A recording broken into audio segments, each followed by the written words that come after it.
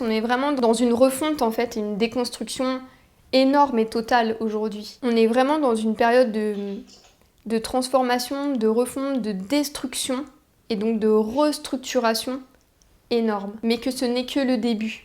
J'entends aussi parler par exemple de l'âge d'or, de l'âge du renouveau, de la nouvelle ère, de l'ère du Verseau.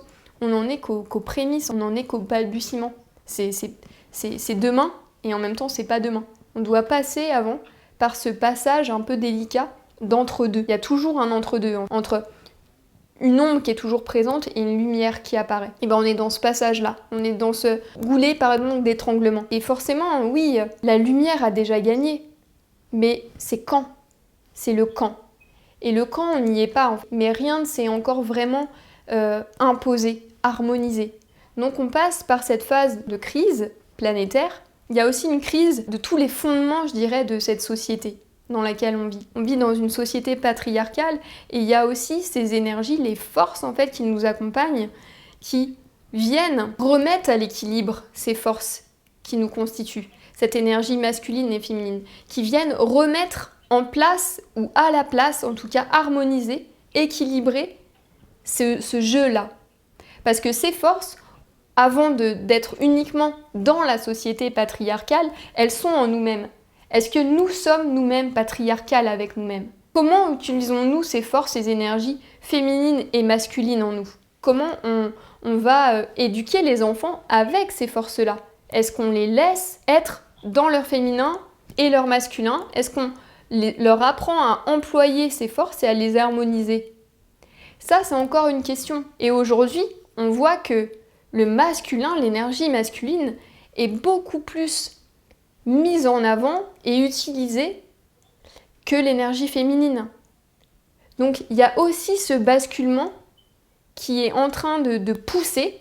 En fait, on est poussé. Et quelquefois, vous pouvez le vivre intérieurement, ce fameux combat intérieur. Est-ce que nous aussi, encore une fois, on parle beaucoup d'écoute, est-ce qu'on prend ce temps pour s'écouter ? Est-ce qu'on prend le temps de recevoir l'information, de recevoir les choses, de recevoir une énergie, de recevoir une vibration ? Est-ce qu'on prend le temps, une fois reçue, de la digérer ? Est-ce qu'on prend le temps de la gestation ? Est-ce qu'on prend ce temps-là pour ensuite la manifester et l'extérioriser quand c'est mûr, quand c'est prêt ? Ou on passe tout de suite à l'action, on a l'idée et on passe à l'action. Et tout ça, en fait, c'est mis à l'épreuve parce qu'il faut qu'on fasse nos preuves, humainement, individuellement, collectivement. Il faut que ça s'aligne, que ça se réaligne différemment. Ce qui se passe quand une âme s'incarne, c'est que c'est l'esprit qui descend dans la matière. C'est le féminin qui fait descendre l'esprit dans la matière. Donc avant que l'esprit se matérialise et se manifeste, il y a une descente. Et cette descente, cette réceptivité, c'est l'énergie féminine. L'importance est primordiale de cette énergie féminine, de l'écoute de soi, de la réception, du temps, du calme, de la patience. Tout ce que l'on ne fait pas. Je veux dire, on n'est pas dans une société qui mise sur le calme, qui mise sur l'écoute, qui mise sur la réceptivité, qui mise sur le temps, qui mise sur la gestation des choses. Pourtant, quand on est enceinte, on comprend bien cette énergie-là. On comprend bien ces mécanismes-là. Et même si on ne les comprend pas, on est soumis à les comprendre.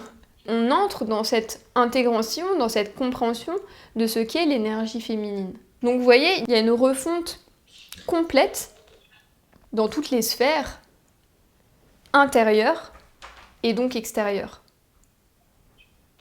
Parce que d'abord, c'est une refonte à l'intérieur de nous, ce nouvel humain, avant de voir apparaître cette nouvelle société. Et cette nouvelle manière de vivre et de faire, c'est d'abord une nouvelle manière d'être, donc c'est d'abord en nous-mêmes que ça a besoin de prendre place et de se rééquilibrer et de se réharmoniser.